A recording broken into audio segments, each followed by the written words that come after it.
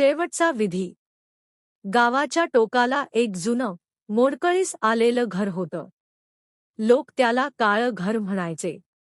अनेक वर्षांपासून तिथे कोणी राहत नव्हतं. पण एक गोष्ट मात्र सगळ्यांना माहीत होती, त्या घरात शेवटचा एक विधी अपूर्ण राहिला होता. अमोल आणि त्याचे 3 मित्र धाडस करून एके रात्री त्या घरात गेले. फक्त एक्सप्लोर करायचं आहे, असं म्हणत ते आत शिरले. पण आत पाऊल टाकताच थंड वाऱ्याची झुळूक आली आणि दरवाजा आपोआप बंद झाला. धाडकन. घरात अंधार होता. फक्त एकच खोली होती जिथे एक जुना पितळी दिवा हलकेलके पेटलेला होता. त्या खोलीच्या मधोमध एक वर्तुळ काढलेलं होतं, राख, लिंबू आणि काही विचित्र चिन्ह. हा काहीतरी विधी आहे, अमोल कुजबुजला. अचानक मागून आवाज आला. तो पूर्ण करा. सगळे थबकले. मागे कोणीच नव्हतं. भीतीने थरथरत असतानाच त्यांना एक जुनं पुस्तक दिसलं.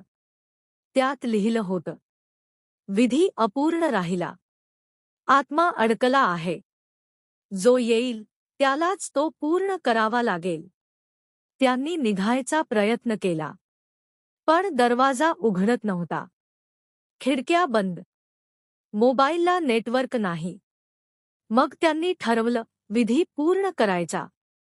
पुस्तकात दिलेल्या सूचनांप्रमाणे त्यांनी वर्तुळात बसून मंत्र म्हणायला सुरुवात केली. हळूहळू दिवा तेजाने पेटू लागला.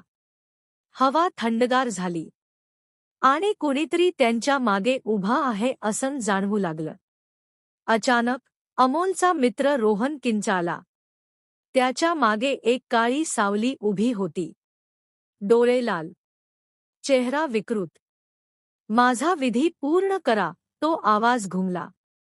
मंत्राचा शेवटचा शब्द बोलताच दिवा जोरात विझला.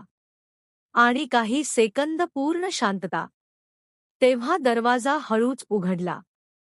ते चौघे धावत बाहेर पडले. जीव वाचला होता. पण दुसऱ्या दिवशी गावात बातमी पसरली. त्या काळ्या घरात आता पुन्हा दिवा पेटलेला दिसतोय.